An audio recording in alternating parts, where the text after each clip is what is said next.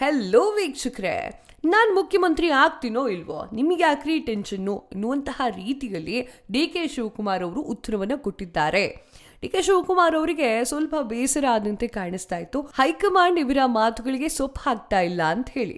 ಆದರೆ ಮುನಿಯಪ್ಪ ಅವರು ಒಂದು ಹೇಳಿಕೆಯನ್ನು ಕೊಡ್ತಾರೆ. ಕಾಂಗ್ರೆಸ್ನ ನಾಯಕರು ಅವ್ರು ಹೇಳ್ತಾರೆ, ಒಂದು ವಾರದ ಅಂತ್ಯದೊಳಗಡೆ ಈ ಕುರ್ಚಿ ಫೈಟ್ ಮುಗಿಯುತ್ತೆ ಅಂತ ಹೇಳಿ. ಅಂದರೆ ಹೈಕಮಾಂಡ್ ಅವರು ಎಂಟ್ರಿ ಕೊಡ್ತಾರೆ ಅನ್ನುವಂತಹ ಮಾತನ್ನ ಕಾಂಗ್ರೆಸ್ನ ಒಂದಿಷ್ಟು ನಾಯಕರೇ ಹೇಳ್ತಾ ಇರುವಂಥದ್ದು. ಇಲ್ಲಿ ಡಿ ಕೆ ಶಿವಕುಮಾರ್ ಅವರ ಈ ಒಂದು ಹೇಳಿಕೆ, ನಾನು ಹೇಳಿದ್ನಲ್ಲ ಈಗ, ನಾನು ಮುಖ್ಯಮಂತ್ರಿ ಆಗ್ತೀನೋ ಇಲ್ವೋ ಅದಕ್ಕೆಲ್ಲದಕ್ಕೂ ಕಾಲವೇ ನಿರ್ಧಾರ ಮಾಡುತ್ತೆ, ಉತ್ತರವನ್ನು ಕೊಡುತ್ತೆ ಎನ್ನುವಂತಹ ಮಾತು ಸಾಕಷ್ಟು ಗೊಂದಲವನ್ನ ಸೃಷ್ಟಿ ಮಾಡಿದೆ. ನಾನು ರಾಜ್ಯದ ಮುಖ್ಯಮಂತ್ರಿ ಆಗ್ತೀನೋ ಅಥವಾ ಇಲ್ವೋ ಅನ್ನೋದನ್ನ ಕಾಲವೇ ಉತ್ತರ ಕೊಡುತ್ತೆ ಅಂತ ಹೇಳಿ ಉಪಮುಖ್ಯಮಂತ್ರಿ ಡಿ ಕೆ ಶಿವಕುಮಾರ್ ಅವರು ಮಾತನಾಡ್ತಾರೆ. ರಾಜ್ಯ ಸರ್ಕಾರ 3 ವರ್ಷಗಳನ್ನ ಪೂರೈಸಿದ ಹಿನ್ನೆಲೆಯಲ್ಲಿ ನಾಯಕತ್ವ ಬದಲಾವಣೆ ಹಾಗೂ ಬಹುನಿರೀಕ್ಷಿತ ರಾಜ್ಯ ಸಚಿವ ಸಂಪುಟ ಪುನರ್ರಚನೆಯ ಬಗ್ಗೆ ಕಾಂಗ್ರೆಸ್ ಹೈಕಮಾಂಡ್ ಶೀಘ್ರದಲ್ಲಿಯೇ ನಿರ್ಧಾರ ತೆಗೆದುಕೊಳ್ಳಬಹುದು ಎನ್ನುವಂತಹ ನಿರೀಕ್ಷೆ ಎಲ್ಲರಲ್ಲೂ ಇದೆ. ನನ್ನಲ್ಲೂ ಇದೆ, ಹಾಗೆ ಕಾಂಗ್ರೆಸ್ನ ಸಾಕಷ್ಟು ನಾಯಕರಲ್ಲೂ ಇದೆ, ಹಾಗೆ ನಮ್ಮ ಜನಸಾಮಾನ್ಯರಲ್ಲೂ ಇದೆ. ಮುಖ್ಯಮಂತ್ರಿ ಹುದ್ದೆಯ ವಿಚಾರಕ್ಕೆ ಸಂಬಂಧಪಟ್ಟಂತೆ ಅಧಿಕಾರ ಜಗಳವನ್ನ ಸೌಹಾರ್ದತೆಯಾಗಿ ಚರ್ಚಿಸಿ ಪರಿಹರಿಸಲಿಕ್ಕೆ ಪಕ್ಷದ ವರಿಷ್ಠರು ಶೀಘ್ರದಲ್ಲಿಯೇ ಸಿಎಂ ಸಿದ್ದರಾಮಯ್ಯ ಹಾಗೂ ರಾಜ್ಯ ಕಾಂಗ್ರೆಸ್ ಮುಖ್ಯಸ್ಥರು ಆಗಿರುವಂತಹ ಡಿ ಕೆ ಶಿವಕುಮಾರ್ ಅವರನ್ನ ನವದೆಹಲಿಗೆ ಕರೆಸುವಂತಹ ನಿರೀಕ್ಷೆ ಇದೆ. ಡಿ ಕೆ ಶಿವಕುಮಾರ್ ಅವರು ಮುಖ್ಯಮಂತ್ರಿ ಆಗ್ತಾರೋ ಅಥವಾ ಇಲ್ವೋ ಅನ್ನುವಂತಹ ಪ್ರಶ್ನೆ ಸರ್ವೇ ಸಾಮಾನ್ಯವಾಗಿ ಬರ್ತಾ ಇದೆ. ಸಮಯ ಮುಹೂರ್ತ ಉತ್ತರಿಸುತ್ತೆ ಅಂತ ಹೇಳಿ ಡಿ ಕೆ ಶಿವಕುಮಾರ್ ಅವರು ಹೇಳ್ತಾರೆ. ಮುಖ್ಯಮಂತ್ರಿ ಬದಲಾವಣೆಯ ಬಗ್ಗೆ ಊಹಾಪೋಹಗಳ ನಡುವೆ ಅವರು ದೇವಾಲಯಗಳಿಗೆ ಭೇಟಿ ಕೊಡ್ತಾರೆ, ಟೆಂಪಲ್ ರನ್ ಮಾಡ್ತಾರೆ, ಹಾಗೆ ಪ್ರಾರ್ಥನೆಗಳನ್ನ ಕೂಡ ಸಲ್ಲಿಸ್ತಾರೆ. ನೀವು ದೇವರಂತೆ ಇದ್ದೀರಿ ಅಂತ, ಜನರೇ ದೇವರು ಅಂತ ಹೇಳಿ ಸಾಕಷ್ಟು ಹೇಳಿಕೆಯನ್ನು ಕೊಟ್ಟಿರ್ತಾರೆ ಜನರಿಗೆ ಇಷ್ಟ ಆಗೋ ಥರ.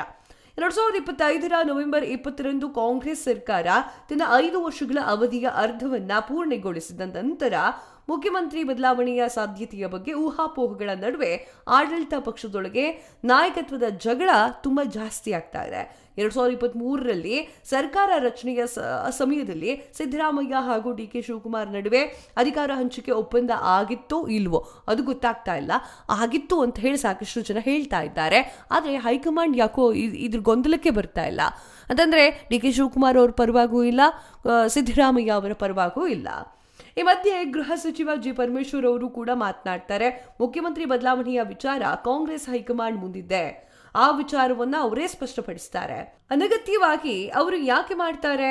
ಬದಲಾವಣೆಯ ಪ್ರಶ್ನೆಯನ್ನ ಯಾರು ಎತ್ತಿದ್ದಾರೆ? ನಿನ್ನೆ ಉಪಮುಖ್ಯಮಂತ್ರಿ ಅವರು ತಾವು ಯಾವುದೇ ಬದಲಾವಣೆಯನ್ನ ಕೇಳಿಲ್ಲ ಅಂತ ಹೇಳಿದ್ರಲ್ವಾ, ಈ ಪ್ರಶ್ನೆ ಎಲ್ಲಿಂದ ಬರ್ತಾ ಇದೆ ಅಂತ ಹೇಳಿ ಪ್ರಶ್ನೆ ಕೇಳಿದವ್ರು ಯಾರು ಅಂತ ಹೇಳಿ ಜಿ ಪರಮೇಶ್ವರ್ ಅವರು ಮಾಧ್ಯಮಗಳಿಗೆ ಪ್ರಶ್ನೆ ಕೇಳ್ತಾರೆ. ಪಕ್ಷದಲ್ಲಿ ಹೈಕಮಾಂಡ್ ಇದೆ, ಅವರು ಏನು ನಿರ್ಧಾರ ತೆಗೆದುಕೊಳ್ತಾರೋ ಆ ನಿರ್ಧಾರಕ್ಕೆ ನಾವೆಲ್ಲರೂ ನಿಂತ್ಕೊಳ್ತೀವಿ ಅಂತ ಹೇಳ್ತಾರೆ. ನೀವು ಪಕ್ಷದಲ್ಲಿ ಹೈಕಮಾಂಡ್ ಇದೆ ಅಂತ ಗೊತ್ತಾದ ಮೇಲೆ ಮಾಧ್ಯಮಗಳ ಮುಂದೆ ಬಂದು ಈ ಕುರ್ಚಿ ವಿಚಾರದ ಬಗ್ಗೆ ಯಾಕೆ ಮಾತಾಡ್ತೀರಿ? ಕಾಂಗ್ರೆಸ್ ನಾಯಕರು ನಮ್ಮ ಡಿ ಕೆ ಶಿವಕುಮಾರ್ ಅವರು ಸಿ ಎಂ ಆಗಬೇಕು ಅಂತ ನೀವು ಯಾಕೆ ಹೇಳ್ತೀರಿ ಅನ್ನೋದು ಈಗ ಜನಸಾಮಾನ್ಯರ ಪ್ರಶ್ನೆಯಾಗಿದೆ. ಏನೋ ಸಿದ್ದರಾಮಯ್ಯ ಅವರು ಇದರ ಬಗ್ಗೆ ಸರಿಯಾಗಿ ರೆಸ್ಪಾನ್ಸ್ ಮಾಡ್ತಾ ಇಲ್ಲ. ಎಲ್ಲರೂ ಕೂಡ ಹೇಳೋದೊಂದೇ, ಹೈಕಮಾಂಡ್ ಏನು ಹೇಳುತ್ತೋ ಅದನ್ನೇ ನಾವು ಕೇಳ್ತೀವಿ ಅಂತ ಹೇಳಿ. ಇದರ ಮಧ್ಯದಲ್ಲಿ ರಾಜಣ್ಣ ಅವರ ಹೇಳಿಕೆಯೂ ಕೂಡ ಸಾಕಷ್ಟು ಸದ್ದು ಮಾಡಿತ್ತು.